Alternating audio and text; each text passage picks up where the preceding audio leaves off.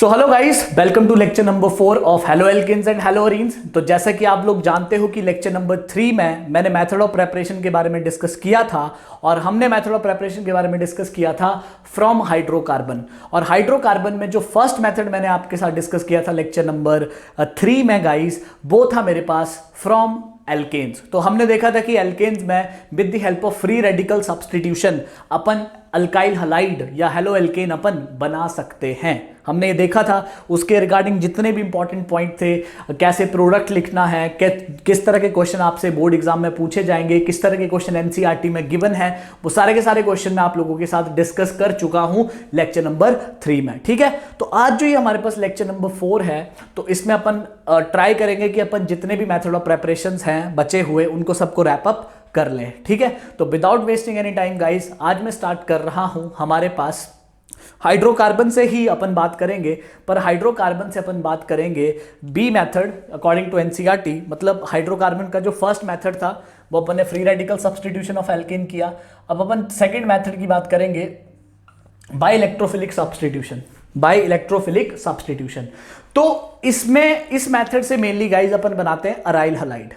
तो अगर आपको लेक्चर नंबर 1 पता होगा तो मैंने आपको बताया था कि अराइल हलाइड क्या होता है हमारे पास। जब आपका हैलोजन sp2 कार्बन से sp2 कार्बन ऑफ बेंजीन से डायरेक्टली अटैच होगा तो उसको अपन बोलते हैं अराइल हलाइड। तो इस मेथड में अपन मेनली फोकस करेंगे अराइल हलाइड की प्रेपरेशन पे कि अपन अराइल हलाइड कैसे बनाएं। ठीक है, ओके। तो अब देखिए हमारे पास मैं बात कर रहा हूं electrophilic substitution, by electrophilic substitution. ठीक है, तो गाइज सुनिए, मेरे पास जब भी मेरे को एल्कीन दिखता है, तो सबसे पहले मेरे दिमाग में जो थॉट आता है रिएक्शन का, वो आता है इलेक्ट्रोफिलिक एडिशन। जो एल्कीन्स और एल्काइंस हैं मेनली, वो कौन सा रिएक्शन शो करती है हमारे पास? Electrophilic addition reaction. मींस हम उनमें जो प्रोडक्ट बनाते हैं वो कौन से टाइप का रिएक्शन है? Electrophilic addition. ठीक है, अगर आप लोगों को थोड़ा पता है तो जैसे अपने पास अगर कोई कार्बोनिल ग्रुप दिखे, कार्बोनिल ग्रुप, तो कार्बोनिल ग्रुप जैसे एल्डिहाइड हो गया या कीटोन हो गया, उसमें जो रिएक्शन होता है उसको बोलते हैं अपन न्यूक्लियोफिलिक एडिशन रिएक्शन। उनमें जो अपन प्रोडक्ट बनाते हैं वो बनाते हैं अपन बाय न्यूक्लियोफिलिक एडिशन रिएक्शन। तो सिमिलरली गाइस, जो हमारे पास ऐसे कंपाउंड होते हैं बेंजीन कंटेनिंग कंपाउंड और डेरिवेटिव ऑफ बेंजीन, वो मेनली कौन सा रिएक्शन शो करते हैं? वो मेनली रिएक्शन शो करते हैं गाइस कौन सा? Electrophilic substitution. कौन सा रिएक्शन शो करते हैं? Electrophilic substitution. ठीक है, तो बेसिकली सपोज करिए आपके पास बेंजीन है और आपको बेंजीन को कन्वर्ट करना है क्लोरोबेंजीन में। आपके पास बेंजीन है, आपको कन्वर्ट करना है ब्रोमोबेंजीन में। ठीक है, अब आप देखिए कि जो क्लोरोबेंजीन है वो क्या है मेरे पास? एक अराइल हलाइड। जो ब्रोमोबेंजीन है वो क्या है मेरे पास? Aryl halide. और नहीं तो अगर आपको उसको नाइट्रोबेंजीन में कन्वर्ट करना है या सल्फोनिक एसिड में कन्वर्ट करना है, वो सारी की सारी चीजें अपन किस रिएक्शन से कर सकते हैं? इलेक्ट्रोफिलिक सब्स्टिट्यूशन रिएक्शन से। ठीक है, तो अब थोड़ा सा मजा लेने के लिए इसका मैकेनिज्म थोड़ा सा अपन डिस्कस करते हैं ताकि अपने को थोड़ा सा ब्रॉडर पिक्चर पता चले इस रिएक्शन की। ठीक है, तो होता क्या है मेरे पास, सपोज करिए मेरे पास बेंजीन है। ठीक है, मेरे पास क्या है? मेरे पास है बेंजीन, है ना। ऐसे लिखना बेंजीन को सही नहीं है क्योंकि, तो that's why this is right benzene, right. Okay, तो अब देखिए अगर मैंने बेंजीन का रिएक्शन कर दिया Cl2 से in the presence of anhydrous AlCl3। किससे कर दिया मैंने बेंजीन का reaction? Cl2 in the presence of anhydrous Cl3। तो मेरे पास जो प्रोडक्ट बनता है, मेरे पास इस तरह का प्रोडक्ट बनता है जिसको मैं बोलता हूँ क्लोरोबेंजीन, और साथ में मिलता है मेरे को HCl। ठीक है, ये है मेरे पास एक रिएक्शन, ये मैंने रिएक्शन लिख दिया। ठीक है, तो अब देखिए इसमें मैंने बेंजीन को किस में कन्वर्ट कर दिया? इसमें मैंने बेंजीन को कन्वर्ट कर दिया क्लोरोबेंजीन में। इसको मैं बोलता हूं, इस रिएक्शन को मैं बोलता हूं क्लोरीनेशन ऑफ बेंजीन। क्या बोलता हूं गाइस इसको मैं बोलता हूं क्लोरीनेशन ऑफ बेंजीन। ठीक है, अब देखिए हुआ कैसे होगा ये रिएक्शन। तो अगर आपने थोड़ा सा समझ लिए तो अपने को आगे चल के काफी बातें को समझने में आसानी होगी। तो मैं थोड़ा सा आपको इसका मैकेनिज्म के बारे में थोड़ी सी आपको डिटेल दे दूं जो कि आपको काफी हेल्पफुल रहेगी, आपको इनसाइट देगी इसका मैकेनिज्म क्या है बेसिकली। तो मैकेनिज्म क्या है गाइस, मान लो कि ये है मेरे पास बेंजीन, मान लीजिए इस तरह का स्ट्रक्चर। ठीक है, ओके, ये है मेरे पास बेंजीन। अब होता क्या है गाइस, इसमें फर्स्ट स्टेप में जो हमारे पास स्टेप 1 है उसमें होता क्या है कि ये मेरे पास क्लोरीन है। ठीक है, तो होता क्या है कि क्लोरीन रिएक्ट करता है हमारे पास AlCl3 के साथ। ये है हमारे पास अनहाइड्रस। ठीक है। तो इस रिएक्शन में बेसिकली जो अनहाइड्रस AlCl3 है उसका जो ऑक्टेट है वो इनकम्प्लीट है। एल्यूमिनियम सिर्फ 3 बॉन्ड बना रहा है तो उसके पास 6 इलेक्ट्रॉन है, उसका ऑक्टेट इनकम्प्लीट है। तो अगर इसका ऑक्टेट इनकम्प्लीट है तो अनहाइड्रस AlCl3 का रोल इस रिएक्शन में होता है एज अ लुईस एसिड। आप लोगों ने क्लास 11th में पढ़ रखा होगा कि during the chlorination of during the halogenation of benzene what is the role of anhydrous AlCl3। तो अनहाइड्रस AlCl3 किसकी तरह रिएक्ट करता है? Anhydrous AlCl3 reacts as a Lewis acid. आप यहाँ पे अनहाइड्रस AlCl3 की जगह और भी काफ़ी चीज़ें ले सकते हैं। आप FeCl3 ले सकते हो, आप FeBr3 ले सकते हो, ठीक है। इन सब का रोल सेम है। ये इन सब का ऑक्टेट इनकम्प्लीट है और ये किसकी तरह बिहेव करते हैं? ये बिहेव करते हैं लुईस एसिड की तरह। अब आपको अगर पता होगा तो लुईस एसिड का मतलब होता है इलेक्ट्रॉन पेयर एक्सेप्टर।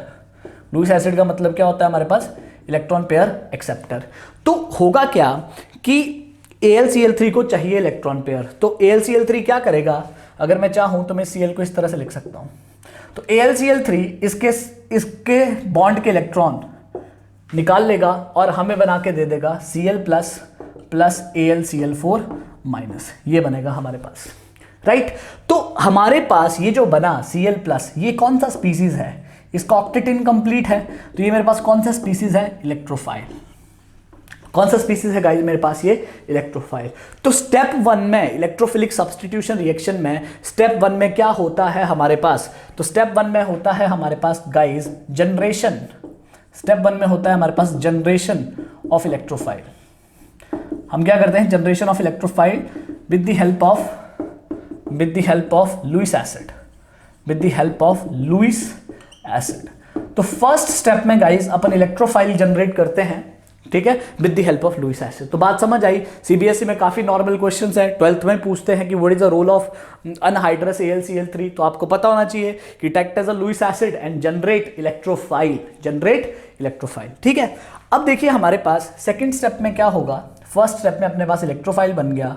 अब स्टेप 2 में अपने पास क्या होता है कि ये बेंजीन है, ठीक है, ये मान लिया मैंने बेंजीन, ठीक है। अब क्या है बेसिकली कि इलेक्ट्रोफाइल बेंजीन को देखेगा और इसको टेम्पटेशन होगी। क्यों होगी बेंजीन को देख के इलेक्ट्रोफाइल को टेम्पटेशन? क्योंकि बेंजीन पे है पाई इलेक्ट्रॉन डेंसिटी। ये सारे के सारे पाई बॉन्ड हैं और आपको पता है कि पाई बॉन्ड कैसे बॉन्ड्स होते हैं, पाई इलेक्ट्रॉन्स कैसे इलेक्ट्रॉन्स होते हैं? लूजली बॉन्डेड इलेक्ट्रॉन्स होते हैं। पूरे बेंजीन पे पाई इलेक्ट्रॉन क्लाउड है। तो इलेक्ट्रोफाइल इज लाइक कि यार मेरे को 2 इलेक्ट्रॉन्स चाहिए। इलेक्ट्रोफाइल का मतलब लव फॉर इलेक्ट्रॉन्स। तो इलेक्ट्रोफाइल इज लाइक कि यार मैं बेंजीन पे अटैक करूंगा, ठीक है। तो हमने माना कि कुछ टाइम के लिए ऐसे मानते हैं कि बॉन्ड यहाँ शिफ्ट हो गया, ठीक है। तो यहाँ पे हमारे पास इलेक्ट्रोफाइल ने अटैक कर दिया, ठीक है। यहाँ पे एक हाइड्रोजन भी है ऑलरेडी। तो यहाँ पे क्या हुआ मेरे पास? यहाँ पे मेरे पास एक डेल्टा प्लस क्रिएट हो गया, ठीक है। जैसे ही बॉन्ड ये शिफ्ट हुआ यहाँ पे इलेक्ट्रोफाइल ऐड हुआ और यहाँ पे क्या क्रिएट हो गया मेरे पास? Delta plus. इसको अपन अरेनियम आयन भी बोलते हैं। क्या बोलते हैं अपन इसको? अरेनियम आयन। क्या बन गया दोस्तों मेरे पास बन गया अरेनियम आयन, ठीक है। तो अब सुनना मेरी बात कि इसमें एक डाउट आता है बच्चों को। क्या डाउट आता है कि ये एक एरोमेटिक कंपाउंड है, बेंजीन एक एरोमेटिक कंपाउंड है। अब जब इस पे इलेक्ट्रोफाइल ने अटैक किया तो इसकी एरोमेटिसिटी तो डिस्ट्रॉय होगी। तो क्यों इलेक्ट्रोफाइल अटैक कर रहा है जबकि ये स्टेबिलिटी से अनस्टेबिलिटी तक जा रहा है, स्टेबिलिटी से अनस्टेबल हो रहा है, तो फिर क्यों इलेक्ट्रोफाइल अटैक कर रहा है? तो इसका रीजन ये लिखा होता है कि जब ये अरेनियम आयन बनता है ना गाइस, तो बेसिकली थोड़े टाइम के लिए अरेनियम आयन बनेगा, थोड़े टाइम के लिए बनेगा, ठीक है। थोड़े टाइम, ये थोड़ी इसका फाइनल प्रोडक्ट है, थोड़े टाइम के लिए बनेगा। और क्यों इसका बनने को अपन किस तरह से एक्सप्लेन कर सकते हैं कि क्यों बन रहा है? क्योंकि गाइज अगर मैं इसका बनाऊं तो मैं इसका एक रेजोनेटिंग स्ट्रक्चर बना सकता हूं। ये पाई बॉन्ड यहाँ पे घूमेगा, यहाँ पे डबल बॉन्ड, फिर यहाँ पे डेल्टा प्लस, ठीक है, इलेक्ट्रोफाइल और हाइड्रोजन, ठीक है। सिमिलरली ये बॉन्ड घूमा, ठीक है, यहाँ पे हमारे पास आ गया डबल बॉन्ड, ठीक है, यहाँ पे आ गया डेल्टा प्लस और EH, ठीक है।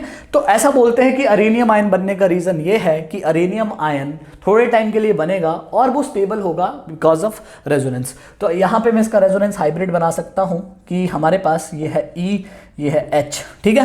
तो अब देखिए यहाँ से लेके यहाँ तक पूरे में पाई बॉन्ड घूम रहा है, तो मैंने ऐसे बना दिया, ठीक है, ऐसे बना दिया, ठीक है। और मैंने लगा दिया यहाँ पे, कभी यहाँ पे डेल्टा प्लस आया, ठीक है, फिर हमारे पास यहाँ पे डेल्टा प्लस आया, फिर यहाँ पे डेल्टा प्लस आया। तो ठीक है, ये मैंने बना दिया इसका रेजोनेटिंग स्ट्रक्चर, और ये बना दिया मैंने इसका रेजोनेंस हाइब्रिड। ठीक है, तो स्टेप 1 में क्या हुआ, स्टेप 1 में हमारे पास इलेक्ट्रोफाइल बना। ठीक है, और सेकंड स्टेप में किसका अटैक हुआ गाइस, इलेक्ट्रोफाइल का। ठीक है, तो गाइस जिस स्टेप में इलेक्ट्रोफाइल का अटैक होता है वो इस रिएक्शन का आरडीएस होता है। क्या होता है इस रिएक्शन का, आरडीएस। क्या होता है इस रिएक्शन का, आरडीएस। आरडीएस का मतलब ये स्टेप होता है स्लो स्टेप, और यही स्टेप होता है इसका रेट डिटरमाइनिंग स्टेप। कौन सा स्टेप होता है, रेट डिटरमाइनिंग स्टेप। इसी स्टेप से अपन रेट को डिटरमाइन करते हैं फॉर हैलोजिनेशन बेसिकली।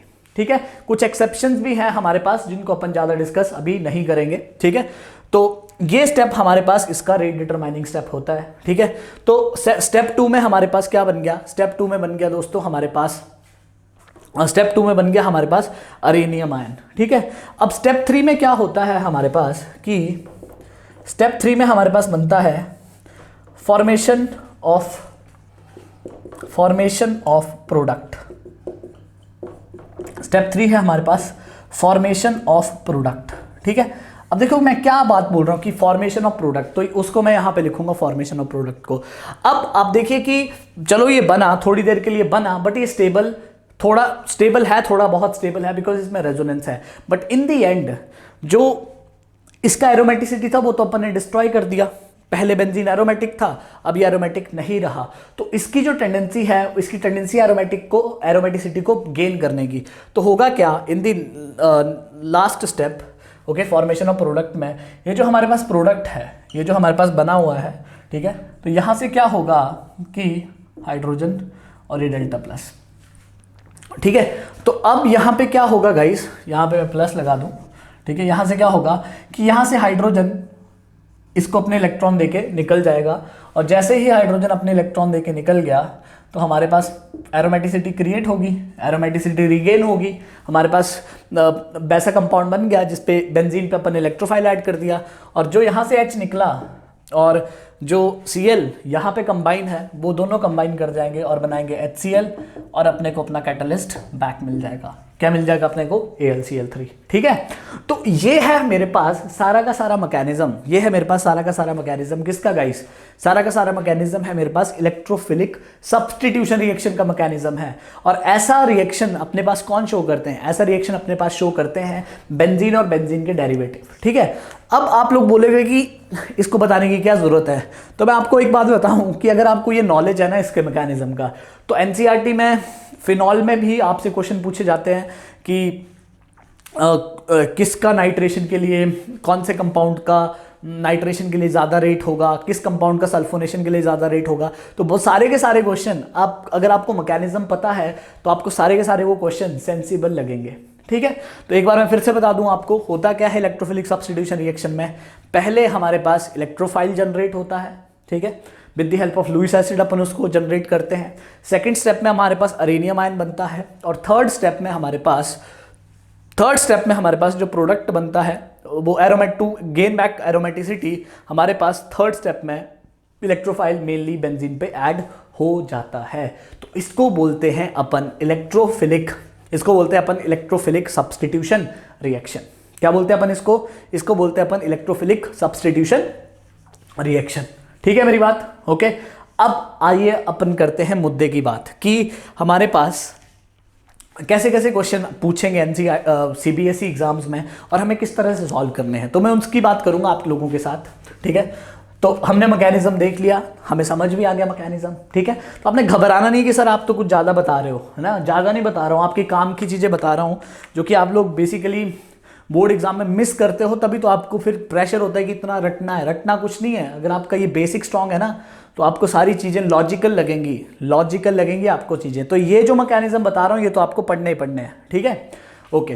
तो आइए अब अपन बात करते हैं प्रोडक्ट राइटिंग की, कैसे अपन प्रोडक्ट लिखेंगे। अब देखना आपको कितना मजा आएगा प्रोडक्ट लिखने में।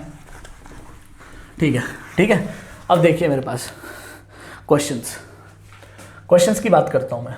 ठीक है, पहले तो बड़े बेसिक से क्वेश्चंस की बात करूँगा। ठीक है, सपोज करिए बेंजीन है, ये लगा दिया मैंने Br2 in the presence of FeBr3। ठीक है, हमें लिखना है प्रोडक्ट। हमें क्या लिखना है दोस्तों, हमें लिखना है प्रोडक्ट। ठीक है, अब मैंने लगा दिया यहाँ पे, this is my question number 1। Now this is my question number 2। ये है मेरे पास बेंजीन, ठीक है। इस पे मैंने Cl2AlCl3 जो कि मैंने पहले लिख दिया रिएक्शन, बट ओके एक बार आप फिर बनाओ इसको, ठीक है। तो ये है मेरे पास सेकंड रिएक्शन जिसका मेरे को प्रोडक्ट लिखना है, ठीक है। थर्ड मैं आपको बता दूं, तो थर्ड है मेरे पास F2 फ्लोरिनेशन, एंड फोर्थ है मेरे पास I2,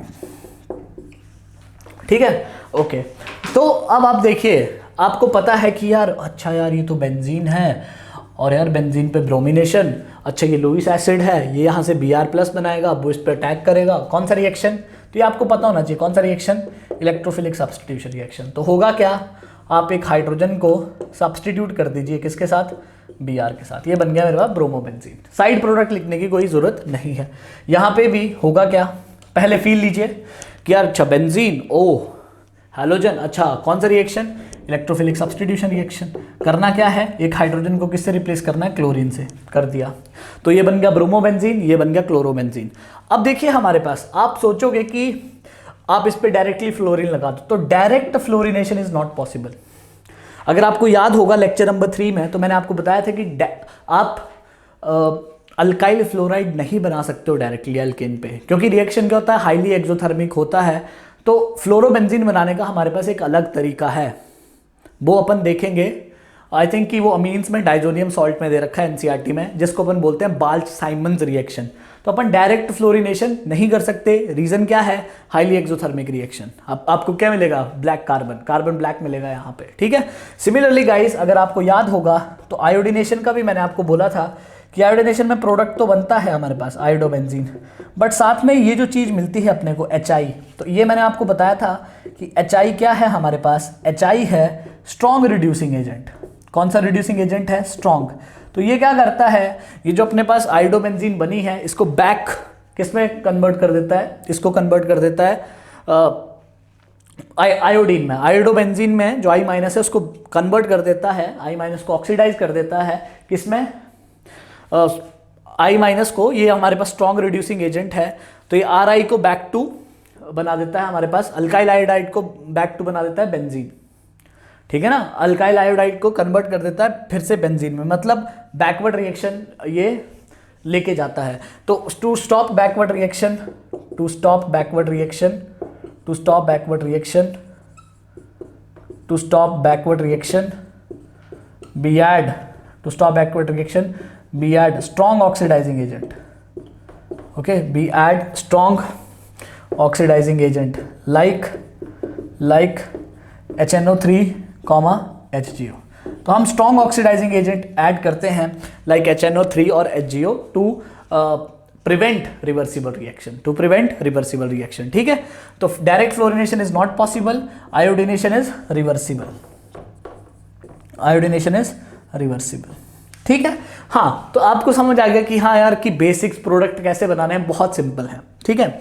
अब सुनना मेरी बात बिल्कुल ध्यान से, ठीक है। ये मैं आपको एज अ नोट लिख रहा हूँ, बहुत इंपॉर्टेंट बात है। बाद में भी इसकी बात करूंगा जब मैं केमिकल रिएक्शंस ऑफ हेलोरीन के बारे में डिस्कस करूंगा, तो वहाँ भी आपके साथ मैं ये बात डिस्कस करूंगा, लेकिन यहाँ भी मैं आप लोगों के लिए बता रहा हूँ, ठीक है। तो सुनना मेरी बात बिल्कुल ध्यान से। बेसिकली हमारे पास एक होता है रेजोनेंस इफेक्ट, क्या होता है, रेजोनेंस, है ना। रेजोनेंस इफेक्ट मीन्स रेजोनेंस, है ना, डीलोकलाइजेशन ऑफ पाई इलेक्ट्रॉन्स। तो जो हमारे पास रेजोनेंस इफेक्ट है वो होता है 2 टाइप्स का, एक होता है +R और एक होता है -R। कौन सा, +R और -R। अब सुनना मेरी बात, जो +R है हमारे पास, जो +R ग्रुप है, तो उनमें बेसिकली होता क्या है +R में, तो +R the groups having lone pair of electron, the groups having lone pair of electrons slash negative charge. तो ऐसे ग्रुप्स जिनके ऊपर या तो लोन पेयर होता है या तो नेगेटिव चार्ज होता है, उन ग्रुप्स को अपन क्या बोलते हैं दोस्तों, उन ग्रुप्स को अपन बोलते हैं +R ग्रुप। और एक आते हैं मेरे पास दूसरे group, the groups having multiple bond, the groups having multiple bonds, the groups having multiple bonds है ना, the groups having multiple bonds slash positive charge, the groups having multiple bond slash positive charge, okay, that is मतलब ऐसा bond होना चाहिए अपने पास, X double bond Y, X triple bond Y भी हो सकता है ना, X double bond Y where Y is more electronegative than X. तो ऐसे ग्रुप्स का कौन सा इफेक्ट होता है अपने पास, -R। बहुत ही पते की बात बता रहा हूं आप लोगों को, बहुत ही पते की बात, 10-20% ऑर्गेनिक तो इससे ही चलती है, ठीक है। तो कुछ ग्रुप्स होते हैं जिनका होता है इफेक्ट +R, मींस उनके ऊपर क्या होता है हमारे पास, या तो लोन पेयर या तो नेगेटिव चार्ज। और कुछ ग्रुप होते हैं जिनके पास होते हैं मल्टीपल बॉन्ड या तो पॉजिटिव चार्ज, ओके, तो उनको अपन क्या बोलते हैं, -R ग्रुप, ठीक है। अब सुनना मेरी बात बिल्कुल ध्यान से, एक और मैं पॉइंट यहाँ पे नोट कर लिख रहा हूँ आप लोगों के लिए, ठीक है। तो क्या पॉइंट लिख रहा हूँ मैं यहाँ पे लिख रहा हूँ मैं दोस्तों कि जो +R ग्रुप होते हैं उनको अपन बोलते हैं एक्टिवेटिंग ग्रुप। अब क्यों बोलते हैं इसका डिस्कशन अपन करेंगे, पर अभी बस बता रहा हूं क्या बोलते हैं अपन उनको, एक्टिवेटिंग ग्रुप, राइट। यहां पे लिख रहा हूं दे increase electron density at ortho and para position, ठीक है। तो जब भी आप बेंजीन पे +R ग्रुप लगा दोगे तो जो ऑर्थो पैरा पोजीशन है बेंजीन की, उस पे इलेक्ट्रॉन डेंसिटी बढ़ जाएगी बाय रेजोनेंस, ठीक है, जिसको अपन एक्सप्लेन कर सकते हैं with the help of structures, resonating structures, but अभी उसको करने की जरूरत नहीं है। तो they increase electron density at ortho para position, so this therefore, ये है आपके लिए काम की बात, therefore they are ortho para directing, therefore they are ortho para directing for electrophilic substitution reaction, therefore they are orthopara directing for electrophilic substitution reaction, ठीक है। अब इसका क्या मतलब है कि they are orthopara directing, ठीक है, वो मैं बात आप लोगों के साथ डिस्कस करूंगा। अब देखिए -R, तो -R को बोलते हैं अपन डीएक्टिवेटिंग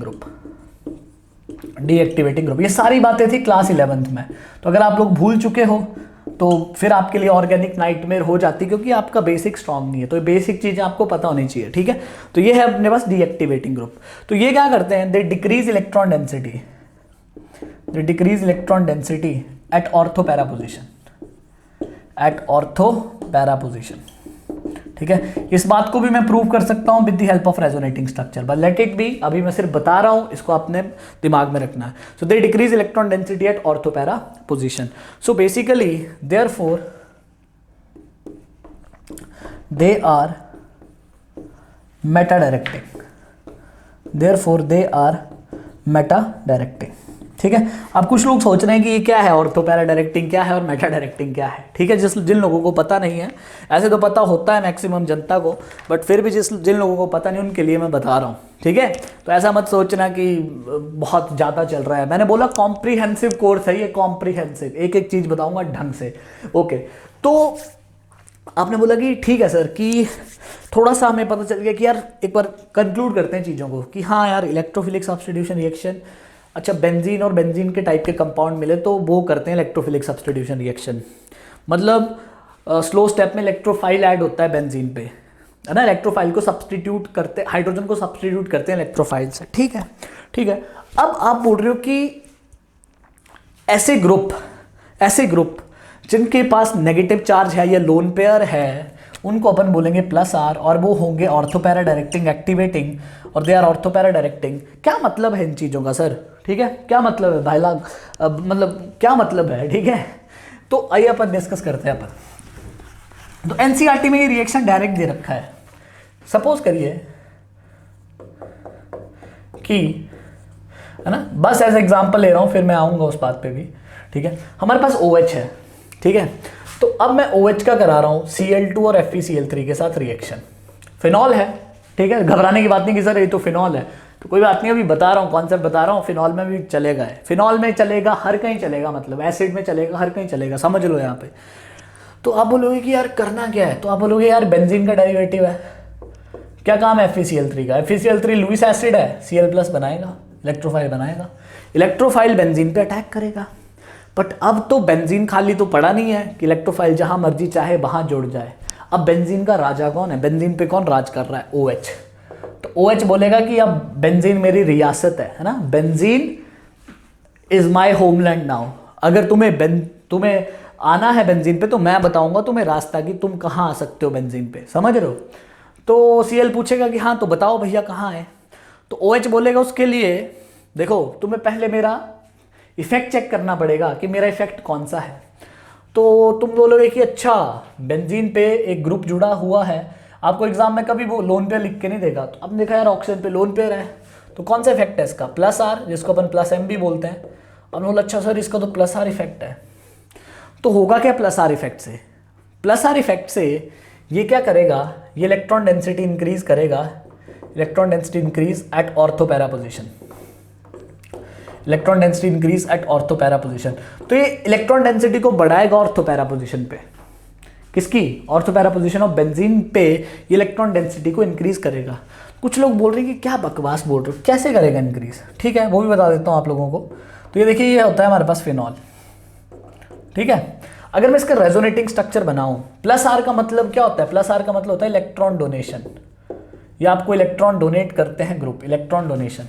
और -R का मतलब होता है इलेक्ट्रॉन विड्रॉइंग ग्रुप, है ना, by resonance. It +R donate electron by resonance, -R withdraw electron by resonance. तो ये लाइक ओके OH, ठीक है। अब देखो करेगा क्या OH, यहाँ पे अपने इलेक्ट्रॉन डोनेट करेगा, इस तरह का रेजोनेटिंग स्ट्रक्चर बनेगा फिनॉल के लिए। यहाँ पे आएगा माइनस, ओके, और यहाँ पे आ जाएगा +H, है ना, 2 4 5, ठीक है, ओके। सिमिलरली फिर नेक्स्ट कैसे बनाऊँ, यहाँ पे माइनस तो यहाँ पे चाहिए प्लस, तो ऐसे आप उड़ा दो इसको, ठीक है, +- बना देगा बॉन्ड, ठीक है। मैं रेजोनेटिंग स्ट्रक्चर बना के दिखा रहा हूँ आपको, बन गया, ठीक है। अब देखिए नेक्स्ट क्या बनेगा मेरे पास, तो नेक्स्ट ऐसे बनाइए, यहाँ माइनस यहाँ प्लस, तो माइनस में हमारे पास एक बॉन्ड बन जाता है, तो यहाँ पे माइनस और यहाँ पे पॉजिटिव, यहाँ पे H, ठीक है। अब आप नेक्स्ट बनाइए, तो यहाँ पे इसको भेजिए, तो अपने पास बन गया दोस्तों दिस और OH, ठीक है। तो ये बनाए मैंने रेजोनेटिंग स्ट्रक्चर फिनॉल के, क्यों बनाए, क्योंकि आप समझेंगे इसमें इस स्टेटमेंट का मतलब क्या है। तो अगर आप देखोगे तो बेंजीन में इस पोजीशन को, आई होप ये तो सब लोग जानते हैं, इस पोजीशन को अपन बोलते हैं ऑर्थो, O पोजीशन, और इस पोजीशन को अपन बोलते हैं मेटा, ठीक है। और इस पोजीशन को अपन बोलते हैं पैरा, इस पोजीशन को बोलते हैं मेटा, इस पोजीशन को बोलते हैं ऑर्थो, है ना। ऐसे रखने की जरूरत नहीं है, जो भी ग्रुप लगा होगा बेंजीन के साथ उससे जो अगले वाला पोजीशन है वो होगा ऑर्थो, नेक्स्ट टू नेक्स्ट होगा meta, next to next is होगा हमारे पास पैरा, ठीक है, ऑर्थो मेटा पैरा। तो अब देखिए कि जब आपने OH ग्रुप को बेंजीन पे लगाया, तो अगर आप इसमें नेगेटिव चार्ज देखोगे तो कहाँ आ रहा है, अब देखो नेगेटिव चार्ज आया ऑर्थो पोजीशन पे, फिर से नेगेटिव चार्ज आया पैरा पोजीशन पे, फिर से नेगेटिव चार्ज आया ऑर्थो पोजीशन पे। क्या कहीं पे नेगेटिव चार्ज मेटा पोजीशन पे आया, क्या किसी रेजोनेटिंग स्ट्रक्चर में नेगेटिव चार्ज मेटा पोजीशन पे आया, आंसर नो, नहीं आया। इसका मतलब नेगेटिव चार्ज आने का मतलब क्या है, नेगेटिव चार्ज का मतलब होता है कि ज़्यादा electron, negative means excess of electron. इसका मतलब जैसे ही आपने OH ग्रुप बेंजीन पे फिट किया तो उसने इलेक्ट्रॉन डेंसिटी बढ़ा दी, कहाँ पे, ऑर्थो और पैरा पोजीशन पे। किस पे बढ़ा दी, ऑर्थो और पैरा पोजीशन। आपने बोला कि हाँ सर पता लग गया कि ऑर्थो और पैरा पोजीशन पे इसने बढ़ा दी, ठीक है। तो अब सुनिए मेरी बात, अब Cl ने अटैक करना है, Cl एक इलेक्ट्रोफाइल है, तो अब Cl या तो ऑर्थो पे अटैक कर सकता है, या तो मेटा पे अटैक कर सकता है, तो पैरा पे अटैक कर सकता है। तो Cl इलेक्ट्रोफाइल है, आप खुद सोचो, आप इलेक्ट्रोफाइल हो, आपको इलेक्ट्रॉन से प्यार है, मतलब जहां ज्यादा इलेक्ट्रॉन दिखेंगे आप वहीं जाके बैठोगे, तो आप कहाँ अटैक करना पसंद करोगे। आपसे पूछता हूँ मैं क्वेश्चन कि आप इलेक्ट्रोफाइल तो कहाँ अटैक करना पसंद, मेटा पे। आप बोलोगे मेटा पे तो कुछ मजा ही नहीं है, क्यों मजा नहीं है, मेटा पे कोई नेगेटिव चार्ज ही नहीं है तो मजा ही नहीं है। आप बोलोगे सर या तो ऑर्थो पे जाऊंगा या तो पैरा पे जाऊंगा, तो हाँ, तो उसी तरह से ये जो Cl है ये भी टेम्पटेड फील करेगा और कहाँ जाएगा अपने पास, या तो ऑर्थो पोजीशन पे जाएगा, या तो कहाँ जाएगा गाइस, या तो जाएगा पैरा पोजीशन पे, ऑर्थो पे और जाएगा किस पे, पैरा पोजीशन पे। तो मेरे पास दो प्रोडक्ट बनेंगे, ऑर्थो क्लोरोफिनॉल और मेटा क्लोरोफिनॉल, ठीक है। अब इसमें मेजर प्रोडक्ट कौन होगा, तो यहाँ पे रिपल्शन लेस है ना, दो ग्रुप दूर दूर है, तो ये मेजर बन जाता है और ये बन जाता है मेरे पास माइनर, ठीक है। क्योंकि यहाँ पे रिपल्शन कम है तो ये मेजर बन जाता है और ये क्या बन जाता है मेरे पास, माइनर। और इनके बॉइलिंग पॉइंट में काफ़ी डिफरेंस देखने को मिलता है हमें, तो हम इनको क्या कर सकते हैं, सेपरेट भी कर सकते हैं। ठीक है, तो अब आपको ये बात समझ आई होगी कि मैंने क्या बोला प्लस आर के रिगार्डिंग। अब देखिए ये बातें तो मैंने आपको एक्सप्लेन करी, तो इससे अच्छा है कि आप पहले एक बार समझ लो, फिर आप इन बातों को ध्यान में रख लो कि अगर अपने पास प्लस आर वाला ग्रुप है तो फिर वो क्या होगा, ortho para directing. Ortho para directing का मतलब देखिए मैंने लिखा है they are ortho para directing for ESR, means जब भी इलेक्ट्रोफाइल आएगा या तो वो ऑर्थो पोजीशन पे आएगा या फिर वो कौन सी पोजीशन पे आएगा, या वो आएगा दोस्तों पैरा पोजीशन पे, या तो ऑर्थो पे आएगा या तो पैरा पे आएगा। क्यों? क्योंकि ये जो ग्रुप है हमारे पास ये इलेक्ट्रॉन डेंसिटी बढ़ाते हैं ऑर्थो और पैरा पे। बात समझ आ गई? ठीक है, तो ये थी हमारे पास बात। तो ये अपन ने फर्स्ट क्वेश्चन को सॉल्व किया। अब देखिए मैं आपके साथ एक और क्वेश्चन सॉल्व करूंगा, क्वेश्चन नंबर 2। ठीक है, देखिए हम अभी अल्काइल हैलाइड कर रहे हैं, लेकिन मैं आपके सारे बेसिक्स को स्ट्रॉन्ग कर रहा हूं। मैंने पहले बोल दिया कि this is a comprehensive course specifically design for CBSE। यहाँ पे इतने कंपिटिटिव लेवल की मैं बातें टच नहीं कर रहा हूं, फिर भी आई थिंक कि नीट लेवल का तो कवर हो ही रहा है। ठीक है, मतलब पर ज़रूरी है यार, ऐसा नहीं कि मैं कुछ ज़्यादा ज्ञान आपको दिखाना चाहता हूँ, बट ये ज़रूरी है CBSE को भी समझने के लिए। ठीक है, अब देखिए आप, मैं सेकंड बात आप लोगों के साथ डिस्कस करूँगा। ठीक है, आप सुनना मेरी बात। सेकंड, सपोज करिए कि ये है मेरे पास कोई ये फंक्शनल ग्रुप है, एल्डिहाइड मतलब बेंजल्डिहाइड है। अब मैं इस पर भी क्या कर रहा हूँ, मैं इस पर कर रहा हूँ ब्रोमिनेशन। ठीक है, मैं कर रहा हूँ ब्रोमिनेशन। क्या कर रहा हूँ इस पर? ब्रोमिनेशन। ठीक है, आप बोल रहे ठीक है सर कर रहे हैं ब्रोमिनेशन, हाँ कर रहे हैं अपन। ठीक है, ब्रोमिनेशन अपन कर रहे हैं FeCl3 के साथ। ठीक है, ये कुछ और ले लो अपन, FeBr3 ले लो। ठीक है, लुईस एसिड। तो आप बोलोगे अच्छा ये क्या है, ये तो वही बेंजीन का कजन ब्रदर है ना, बेंजीन का डेरिवेटिव है। तो ये तो क्या करेगा, लुईस एसिड है तो ये Br+ बनाएगा। अब Br+ भूखा है, Br+ इज लाइक कि इलेक्ट्रॉन दो, अटैक करूंगा बेंजीन पे। CHO बोलेगा रुक जा, ज़्यादा चौधरी मत बन, मैं बताऊंगा तेरे को कहाँ अटैक करना है, ऐसा नहीं तू जहाँ मर्जी घुस जा। ठीक है, तो आप बोलोगे सर अब कैसे डिसाइड करें? तो आप देखो कि यार ये जो ग्रुप है इसके पास मल्टीपल बॉन्ड है, X डबल बॉन्ड Y और Y is greater than X in terms of electronegativity. Oxygen का इलेक्ट्रोनेगेटिविटी कार्बन से ज़्यादा है। ठीक है, तो आप बोलोगे कि ये तो कौन सा ग्रुप है? आप बोलोगे यार ये तो -R ग्रुप है। और -R ग्रुप मैंने क्या बताया था आपको, डायरेक्ट बता दिया था कि -R ग्रुप है मेटा डायरेक्टिंग। मैंने लिखा था कि it decrease electron density at ortho and para position, और ये होता है मेटा डायरेक्टिंग फॉर ESR। लिखा था ना मैंने कि क्या होता है मेरे पास, मेटा डायरेक्टिंग फॉर ESR। तो बोले मतलब क्या है मेटा डायरेक्टिंग फॉर ESR? ठीक है, तो इसका भी मतलब आपको बहुत ही आसानी से जो इसके रेजोनेटिंग स्ट्रक्चर्स हैं उनसे समझ आ सकता है। ठीक है, अब देखिए कार्बन और ऑक्सीजन में ऑक्सीजन इलेक्ट्रोनेगेटिव है, तो इस पर पॉजिटिव चार्ज क्रिएट होगा, तो उसको कंप्लीट करने के लिए ये बॉन्ड इधर शिफ्ट होगा। तो हमारे पास जो फर्स्ट रेजोनेटिंग स्ट्रक्चर बनेगा वो इस तरह का बनेगा, CO- डबल बॉन्ड H, यहाँ आ जाएगा पॉजिटिव। तो अब देखिए जो प्रेजेंस है CHO का बेंजीन पे, वो पॉजिटिव चार्ज क्रिएट कर रहा है ऑर्थो पोजीशन पे। मतलब पॉजिटिव का मतलब कि लेस इलेक्ट्रॉन्स, तो मतलब ये इलेक्ट्रॉन डेंसिटी को डिक्रीज कर रहा है। तभी तो अपन इन ग्रुप्स को क्या बोलते हैं, तभी तो अपन इन ग्रुप्स को बोलते हैं डीएक्टिवेटिंग ग्रुप्स। ठीक है, अब देखिए यहाँ पे प्लस है तो यहाँ पे माइनस चाहिए, तो इस तरह से घुमाओ आप। आपको रेजोनेटिंग स्ट्रक्चर भी सिखाऊंगा मैं बनाना, अगर किसी को डाउट है। ठीक है, पॉजिटिव, ओके, फिर अपने लिख दिया CO- और H। अब देखो नेक्स्ट में यहाँ पे पॉजिटिव है तो यहाँ पे घुमा दो इसको, हमारे पास आ गया positive double bond CO- H, ये पॉजिटिव है, यहाँ घुमा दो इसको, तो हमारे पास आ गया दोस्तों, हमारे पास आ गया यहाँ पे डबल बॉन्ड और यहाँ पे बन गया C डबल बॉन्ड H। ठीक है, तो ये मेरे पास स्ट्रक्चर्स बन गए, ये मेरे पास स्ट्रक्चर्स बन गए। अब आप देखो, ध्यान से देखो आप कि ये जो जब आपने CHO ग्रुप को मतलब CHO ग्रुप को बेंजीन पे इंट्रोड्यूस किया तो उसने पॉजिटिव चार्ज इंड्यूस कर दिया ऑर्थो पे और पैरा पे, मेटा पे कोई फर्क नहीं आया। अब आप इलेक्ट्रोफाइल हो, अब आप Br हो, Br+ हो, आप भूखे हो इलेक्ट्रॉन्स के, आपको बोलो अटैक करो, तो आप बोलोगे अरे माट साहब पागल हो गया, मैं नहीं करूँगा ऑर्थो और पैरा पे अटैक। क्यों? अरे पहले ही पॉजिटिव चार्ज पड़ा हुआ है, मैं पहले इलेक्ट्रॉन्स को देख रहा हूँ, पहले यहाँ सूखा पड़ा हुआ है और आप बोल रहे हो कि ऑर्थो पैरा पे अटैक करो। अरे पॉजिटिव चार्ज है, पगला गए हो क्या? क्यों करूँ मैं पॉजिटिव चार्ज पे अटैक? तो आप बोलोगे देखो अटैक तो करना है तुम्हें, तो आप बोलोगे ठीक है ऑर्थो पैरा पे नहीं करता हूँ, मेटा पे कर लेता हूँ। क्यों? क्योंकि चलो ठीक है, मेटा पे ज़्यादा इलेक्ट्रॉन्स नहीं है, एक्सेस इलेक्ट्रॉन नहीं है, पर ऑर्थो पैरा के तो मुकाबले पॉजिटिव चार्ज नहीं है ना वहाँ पे। तो आप बोलोगे हाँ मैं कॉम्प्रोमाइज़ करूँगा, मैं मेटा पे अटैक करूँगा। तो that is why I have written there कि these kind of groups are meta directing. Meta directing, तो इतना नॉलेज ये आपको समझाने के लिए बता दिया। अब आप उन बातों को दिमाग में डाल लो। अगर आप नोट्स ले रहे हो तो उन बातों को बिल्कुल सर्कल लगा के लिख लो। थ्रू आउट ऑर्गेनिक केमिस्ट्री में यही बातें यूज़ करूँगा, ठीक है।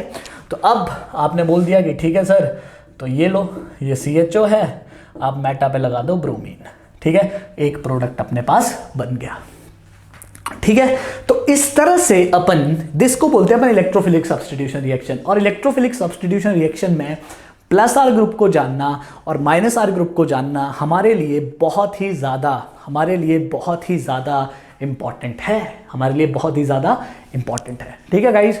ओके, अब एक और बात आप लोगों के साथ डिस्कस करूंगा, ठीक है। तो जिस मर्जी को किसी को भी डाउट होगा तो please let me know, okay. तो 2 एग्जाम्पल मैंने आप लोगों के साथ डिस्कस कर लिए, आई होप आप लोगों को समझ आए होंगे, ठीक है। ओके, तो ये सारी की सारी बातें हम थ्रू आउट ऑर्गेनिक करेंगे, तो आपको डेफिनेटली फ़ायदा होने वाला है चीज़ों का, डेफिनेटली फ़ायदा होने वाला है चीज़ों का। अब सुनिए, अब जब मैं ये बात डिस्कस कर रहा था, अब मैं एक और ग्रुप आप लोगों को इंट्रोड्यूस करूँगा, ठीक है, जिसको मैं बोलता हूँ CH3 ग्रुप। कौन सा ग्रुप? CH3 ग्रुप, ठीक है। तो इसको मैं थोड़ा सा अलग बता रहा हूँ, क्योंकि बेसिकली ये ना तो प्लस आर में आता है ना तो माइनस आर में आता है, बट काफ़ी कॉमन है। इस CH3 ग्रुप का जो इफेक्ट होता है मेरे पास, वो होता है प्लस H इफेक्ट। अब क्या होता है प्लस H? वो बात की बातें हैं। प्लस H होता है हाइपर कॉन्जुगेशन। तो ये हाइपर कॉन्जुगेशन के थ्रू डोनेटिंग है, it donate electron through hyper conjugation. अब कैसे करता है तो आई डोंट थिंक कि वो डिस्कशन मेरे को यहाँ पे करना चाहिए। तो आप याद रखो कि प्लस आर ग्रुप कौन से हैं, माइनस आर ग्रुप कौन से हैं। और अगर आपको CH3 दिख जाए, क्या दिख जाए? CH3, तो CH3 का कौन सा इफेक्ट है? Plus H। कोई नहीं पूछेगा बट आप दिमाग में रखो। और ये भी हमारे पास ऑर्थो पैरा डायरेक्टिंग है। कौन सा है?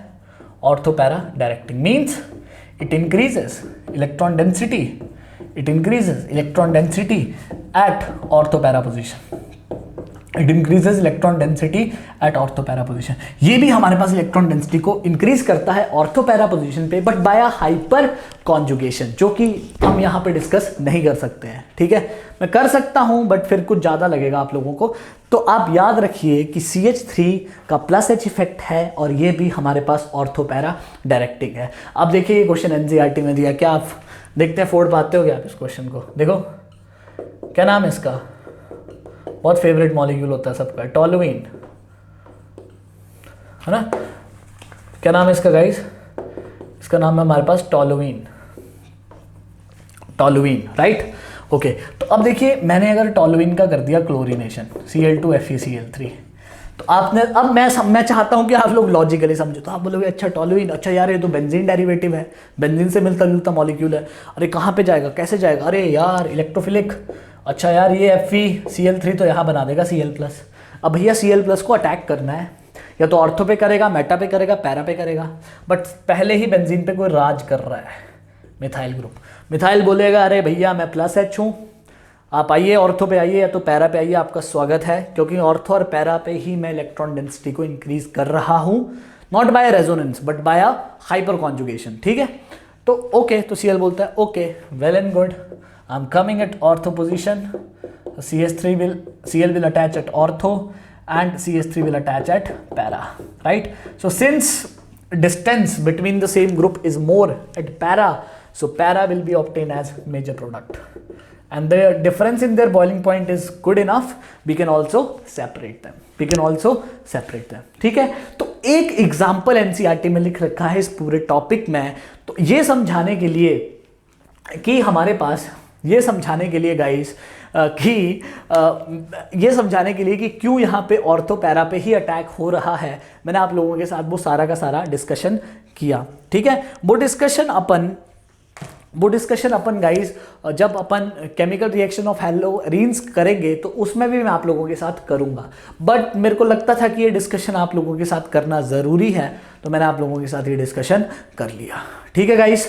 तो ये हो गया हमारे पास सेकेंड मेथड फ्रॉम हाइड्रोकार्बन, जिससे अपन जिससे अपन गाइस क्या बना सकते हैं, जिससे अपन बना सकते हैं अराइल हलाइड। अराइल हलाइड जो मैंने बात की प्लस आर की माइनस आर की, वो थ्रू आउट ऑर्गेनिक केमिस्ट्री चलती जाएगी और आपको काफी हेल्पफुल साबित होगी उन बातों को अपने दिमाग में लेके चलना। ठीक है, अब बात करेंगे अपन अगले मेथड की, जो है हमारे पास फ्रॉम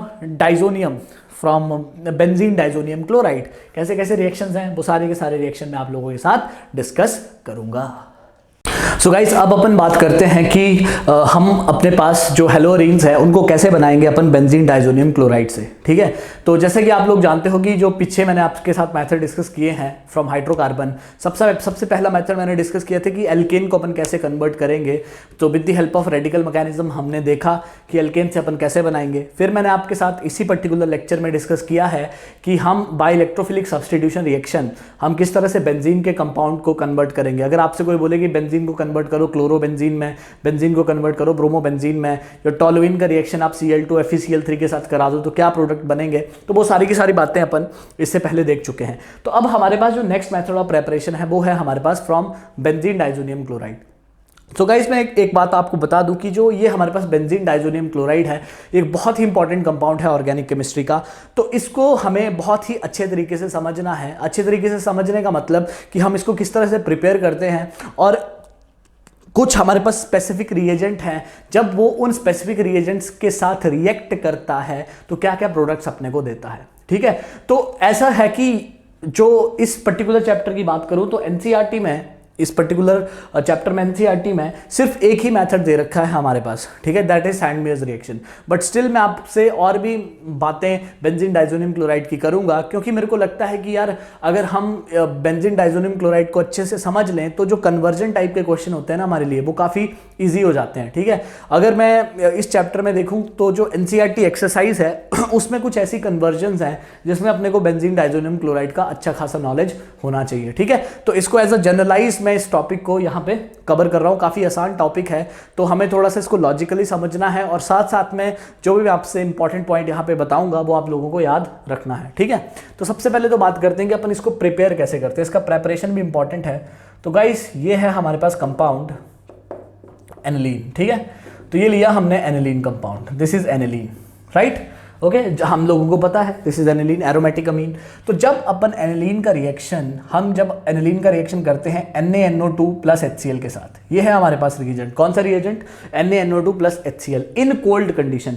कोल्ड कंडीशन का मतलब हम यहाँ पे जो टेम्परेचर मेंटेन करते हैं वो टेम्परेचर मेंटेन करते हैं 0 degree to 5 degree Celsius.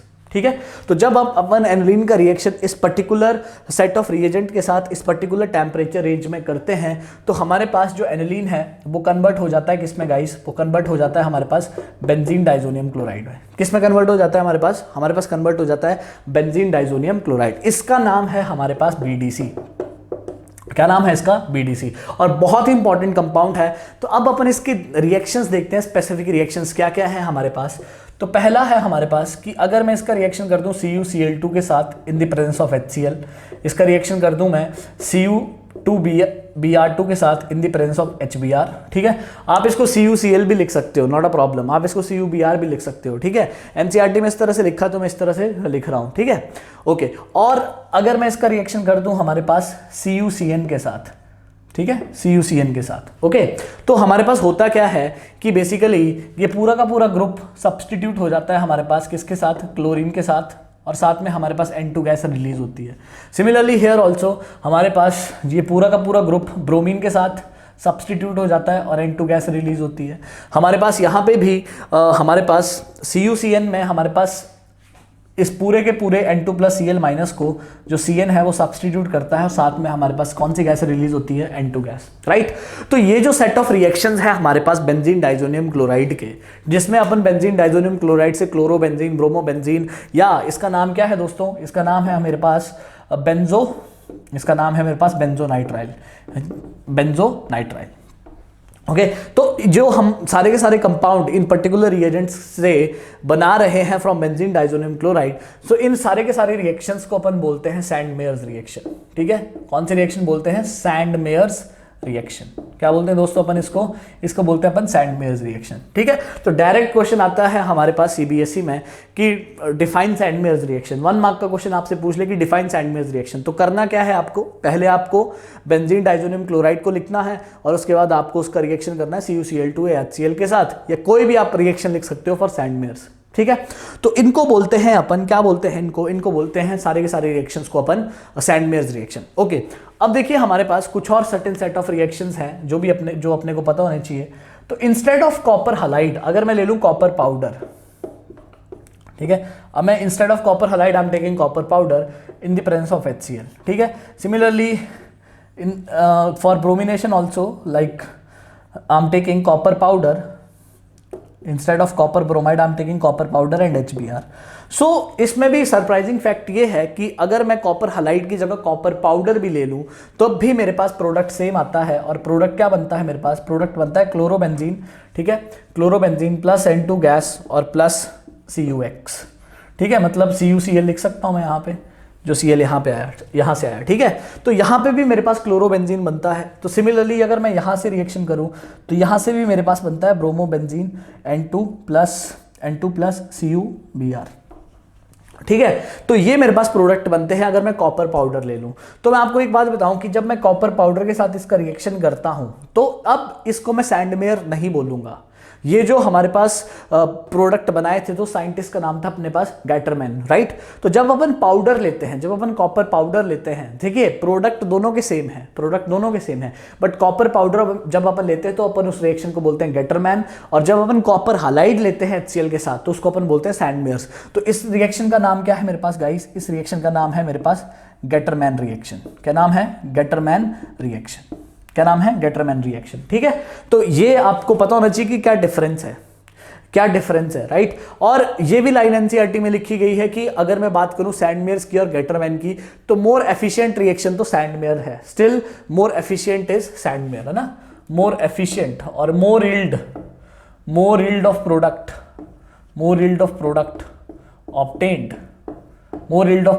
Obtained.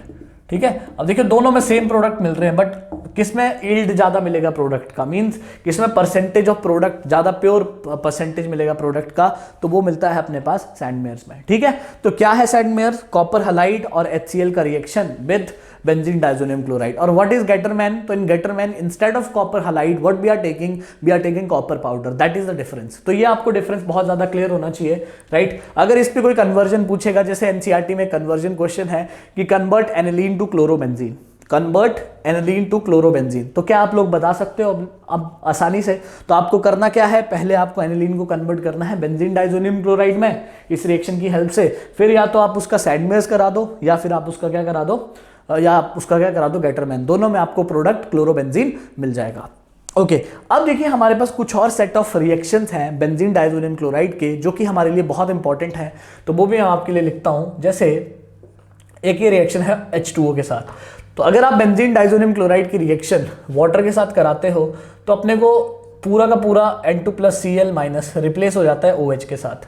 ठीक है, अपने पास क्या बन जाता है, फिनॉल, और फिनॉल के साथ अगर साइड प्रोडक्ट लिखना चाहते हो तो HCl और N2 गैस। ठीक है गाइस, तो सपोज करिए आपसे एनसीईआरटी में आपके सीबीएसई एग्जाम में ये क्वेश्चन पूछ लिया कि कन्वर्ट एनिलीन टू फिनॉल, तो करना क्या है, एनिलीन से पहले बेंजीन डाइजोनियम क्लोराइड, फिर उसका रिएक्शन वाटर के साथ, आपको मिल जाएगा फिनॉल। तो तभी तो मैंने स्टार्टिंग में बोल रखा है कि ये जो हमारे पास बेंजीन डाइजोनियम क्लोराइड है, it is a very very important compound for us, तो we should know each and every detail regarding this particular compound. Okay guys, okay, now come to the next point. So next reaction है हमारे पास, मैंने इसके साथ तो आपको बता दिया H2O के साथ, एक और हमारे पास रिएक्शन है जो कि बहुत ही ज़्यादा इंपॉर्टेंट है, ये है हमारे पास रिएक्शन विद HbF4।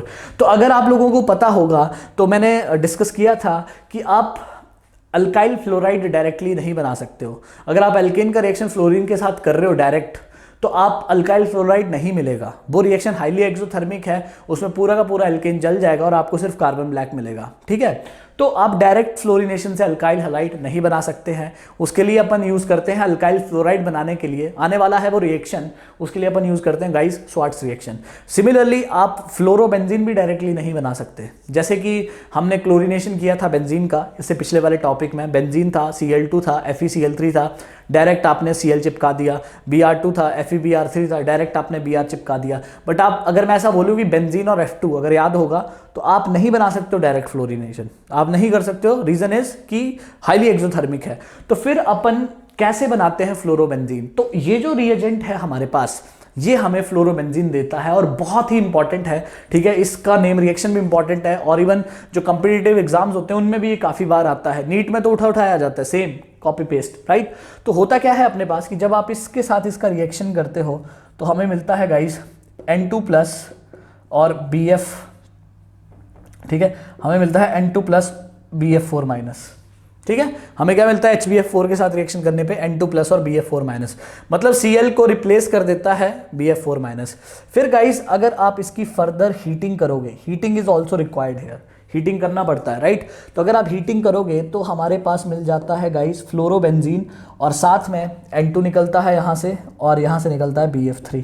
तो ये जो हमारे पास क्वेश्चन है, ये बहुत ही इंपॉर्टेंट क्वेश्चन है, बहुत ही इंपॉर्टेंट क्वेश्चन है कि convert aniline to fluorobenzene, convert aniline to fluorobenzene. तो इस बात से आपको आना पड़ेगा, पहले एनिलीन से आपको बेंजीन डाइजोनियम क्लोराइड बनाना पड़ेगा, फिर आपको उसका रिएक्शन करना पड़ेगा HBF4 के साथ फॉलोड बाय हीटिंग, तब आपको ये प्रोडक्ट फ्लोरोबेंजीन मिलेगा, क्योंकि direct fluorination is not possible on benzene. और इस रिएक्शन का जो नाम है वो भी अपन लोग याद रख सकते हैं, इस रिएक्शन का जो नाम है वो है हमारे पास बाल्च, SCHIEMAN, बाल्च-साइमंस रिएक्शन, बाल्च-साइमंस रिएक्शन। ठीक है, बाल्च-साइमंस रिएक्शन, बात समझ आ गई सबको। तो ये जो हमारे पास जो मैंने यहाँ पे रिएक्शंस लिखे हैं बेंजीन डाइजोनियम क्लोराइड के, ये हमारे लिए बहुत ही ज़्यादा इंपॉर्टेंट हैं। ठीक है, कुछ और रिएक्शंस हैं जो वो भी आप लोगों के साथ डिस्कस करता हूँ, जैसे कि अगर आप इसका रिएक्शन कर दो KI के साथ, किसके साथ कर दो गाइस? KI के साथ। तो आपको मैंने एक प्रॉब्लम बताई थी कि जब आप बेंजीन का आयोडीनेशन करते हैं तो वो रिएक्शन रिवर्सिबल होता है, क्योंकि हमारे पास गाइस मैंने आपको बताया था कि HI एक स्ट्रॉन्ग रिड्यूसिंग एजेंट है, वो हमारे पास आइडोबेंजीन को वापस से रिड्यूस कर देता है, किसमें? बेंजीन में। तो उस प्रॉब्लम को भी अपन इस पर्टिकुलर रिएक्शन से दूर कर सकते हैं कि अगर आप बेंजीन डाइजोनियम क्लोराइड का रिएक्शन करा दो KI के साथ तो आपको मिलता है आइडोबेंजीन, और उस रिएक्शन के मुकाबले इसका यील्ड भी काफ़ी अच्छा है, और इस रिएक्शन की रिवर्सिबल आने की पॉसिबिलिटी उस पर्टिकुलर रिएक्शन से काफ़ी कम है। ठीक है, तो KI के साथ करोगे तो फिर क्या मिल जाएगा मेरे को? आइडोबेंजीन। तो अब आप लोगों को लग रहा होगा मेरे को कि थोड़ा थोड़ा सेंस आ रहा है कि हाँ, कोई इतनी बड़ी बात नहीं है रिएक्शंस को याद रखना, काफ़ी सिंपल से रिएक्शंस हैं, इनमें आपको मैकेनिज्म की भी ज़रूरत नहीं है। बेसिकली अगर आप देखोगे तो A to B, B to C, in type के क्वेश्चंस में आपसे इन चीज़ों का यूज़ होता है ऑर्गेनिक केमिस्ट्री में, इवन कॉम्पिटिटिव एग्जाम्स में भी ऑल्सो, राइट। ओके, अब देखिए एक और मैं आपसे बात बताता हूँ आपको जो कि इंपॉर्टेंट लगती है मेरे को, कि हमारे पास, ठीक है, थोड़ा सा स्पेस यहाँ पे लिख रहा हूँ, ठीक है, क्योंकि मैं चाहता हूँ कि इसको एक झटके में बता दूँ पूरा टॉपिक को। अब देखो कि आप सोचिए कि अगर आपको बेंजीन डाइजोनियम क्लोराइड से बेंजीन बनाना है, उसका भी काफ़ी इंपॉर्टेंस है हमारे पास ऑर्गेनिक केमिस्ट्री में। ठीक है, तो फिर अपन कैसे N2+ और Cl- को हटाते हैं, तो वो भी अपने को पता होना चाहिए। तो देखिए उसके लिए अपन यूज़ करते हैं गाइस H3PO2 और वाटर। क्या यूज़ करते हैं अपन? H3PO2 मेनली, तो मैं H3PO2 लिख सकता हूँ। ठीक है, H3PO2 के साथ H3PO2 यूज करते हैं अपन, तो हमारे पास क्या बन जाता है? हमारे पास बन जाता है बेंजीन। बहुत ही इंपॉर्टेंट कन्वर्जन है ये भी। क्या बन जाता है हमारे पास? बेंजीन। क्या बन जाता है दोस्तों? अगर आप बेंजीन डाइजोनियम क्लोराइड की रिएक्शन कर दो H3PO2 के साथ, और इवन आप इसकी रिएक्शन कर दो इथेनॉल के साथ, NCERT में भी मेंशन है इथेनॉल के साथ, तो हमारे पास ये पूरा का पूरा N2+ Cl- हट के क्या बन जाता है गाइस? बेंजीन। देखिए डायरेक्ट कोई नहीं पूछेगा आपसे, डायरेक्ट नहीं पूछेगा। ये क्वेश्चंस, ये जो पूरा का पूरा टॉपिक है, ये किस तरह से पूछा जाता है? A to B, B to C, है ना, ए से बी बनाओ, बी से सी बनाओ, सी से डी बनाओ, उस तरह के पैसेज बेस्ड जो क्वेश्चन आते हैं हमारे पास कन्वर्जन बेस्ड, तो उसमें इस टॉपिक की बहुत ही इंपॉर्टेंस है। ठीक है, तो आई होप कि आपको समझ आ चुका होगा कि कैसे अपन बेंजीन डाइजोनियम क्लोराइड से variety of compounds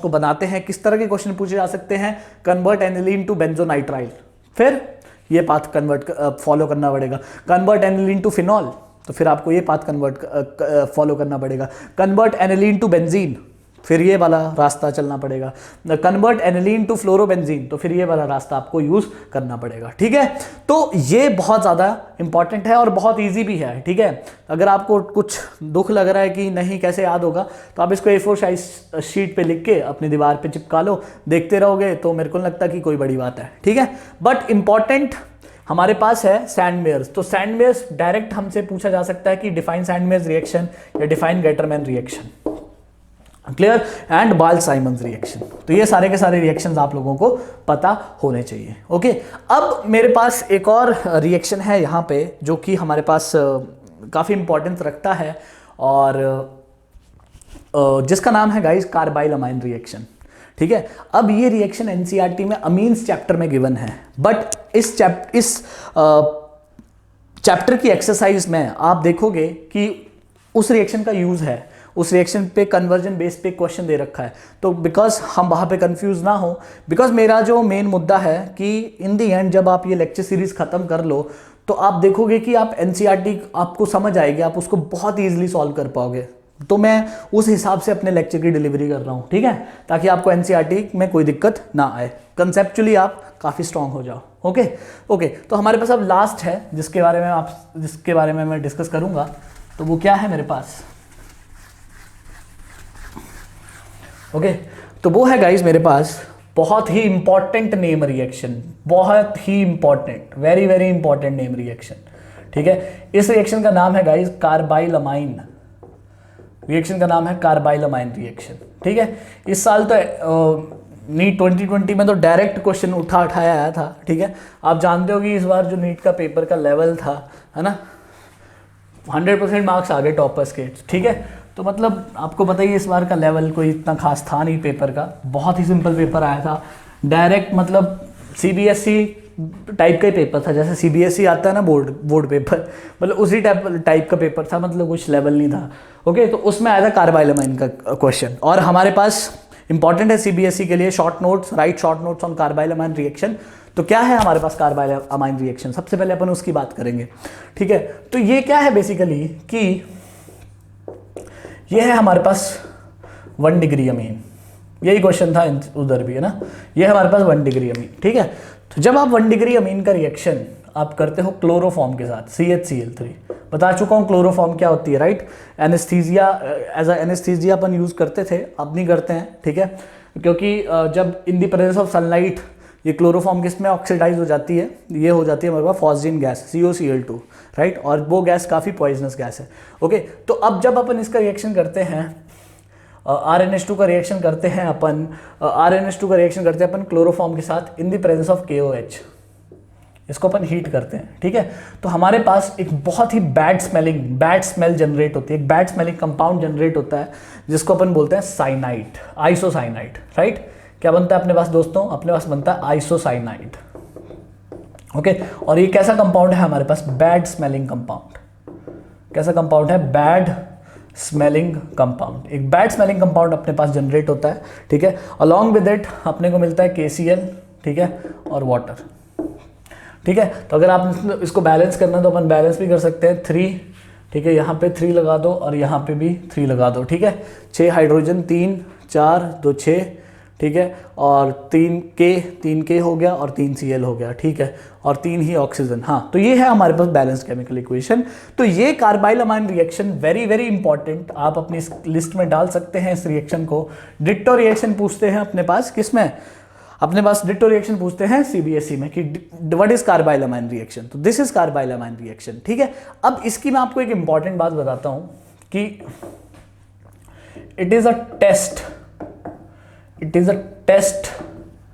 to detect 1 degree amine. It is a test to detect 1 degree amine. ठीक है, तो देखिए और भी हमारे पास टेस्ट हैं 1 डिग्री 2 डिग्री और 3 डिग्री अमीन को डिस्टिंग्विश करने का, बट ये जो हमारे पास कार्बाइल अमीन टेस्ट है, ठीक है। सपोज करिए आपके पास कुछ अमीन है, कुछ आपके पास अमीन्स हैं, तो अमीन्स कितने भी टाइप के हो सकता है, 1 डिग्री हो सकता है, 2 डिग्री हो सकता है, 3 डिग्री हो सकता है। तो अब आपको पता करना है कि कौन सा अमीन है ये, ठीक है। 1 डिग्री है, 2 डिग्री है, 3 डिग्री है। तो आपने क्या किया, पूरा सेटअप किया और क्लोरोफॉर्म डाला और KOH डाला।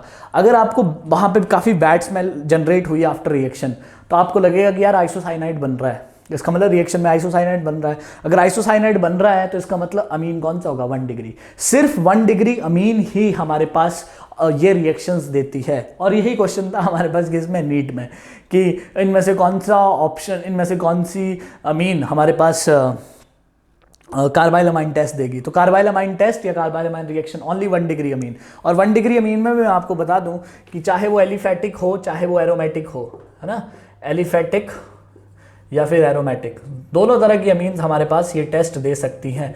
एलिफेटिक का मतलब कि आप ऐसे ले लो ना, जैसे इथाइल अमीन ले लो, ठीक है। एरोमेटिक का मतलब आप एनिलीन ले लो। तो दोनों तरह की एनिलीन्स हमारे पास 1 डिग्री ओनली हमारे पास कौन सा टेस्ट देती है, कार्बाइल अमाइन। कौन सा test, carbylamine, right guys. तो अब मैं आपसे एक क्वेश्चन डिस्कस करता हूं जो कि एनसीईआरटी एक्सरसाइज में दे रखा है अल्काइल हलाइड की, कि क्वेश्चन है हमारे पास कि कन्वर्ट एनिलीन, है ना, convert aniline into phenyl, convert aniline into phenyl isocyanide, convert aniline into phenyl isocyanide, ठीक है।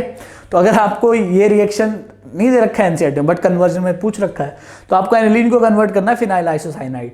तो आप देखो कि कैसे सोचते हैं, आप देखो यार, अच्छा ये NH2 ग्रुप, अच्छा यार NH2 ग्रुप की जगह कुछ आइसोसाइनाइड आ रहा है, तो फिर आपके दिमाग में आएगा कार्बाइल अमाइन रिएक्शन की बात कर रहा है।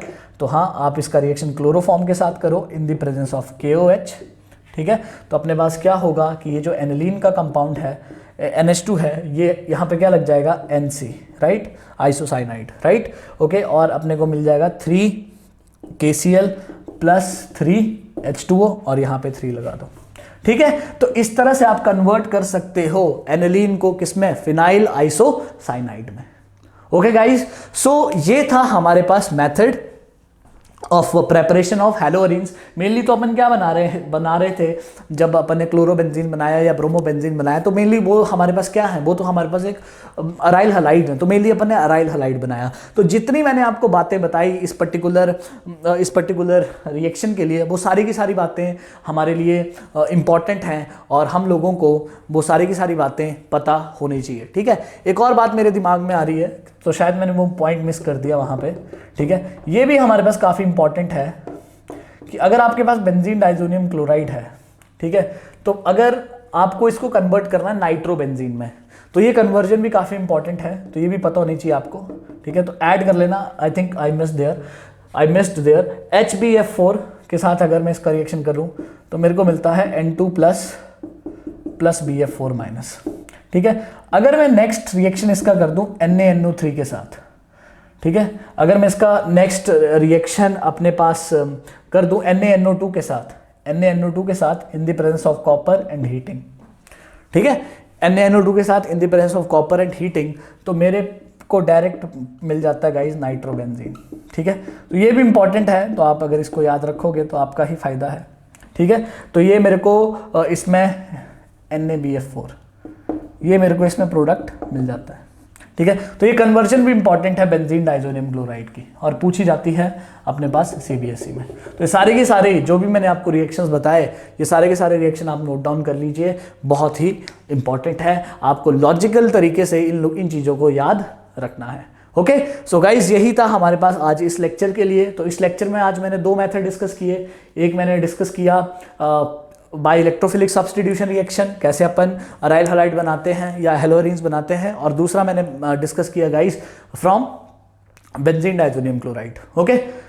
ओके, अब देखिए हमारे पास जो नेक्स्ट लेक्चर में जो मेथड आने वाले हैं उसमें अपन डिस्कस करेंगे कि एल्कीन से कैसे बनाते हैं, Markovnikov rule, anti Markovnikov rule, okay, और स्वार्ट्स रिएक्शन और फिंकलस्टीन, वो भी हमारे पास काफ़ी इंपॉर्टेंट है। तो वो सारे के सारे मैं अब नेक्स्ट लेक्चर में आप लोगों के साथ डिस्कस करूंगा। So guys, okay, so that's all, thank you very much.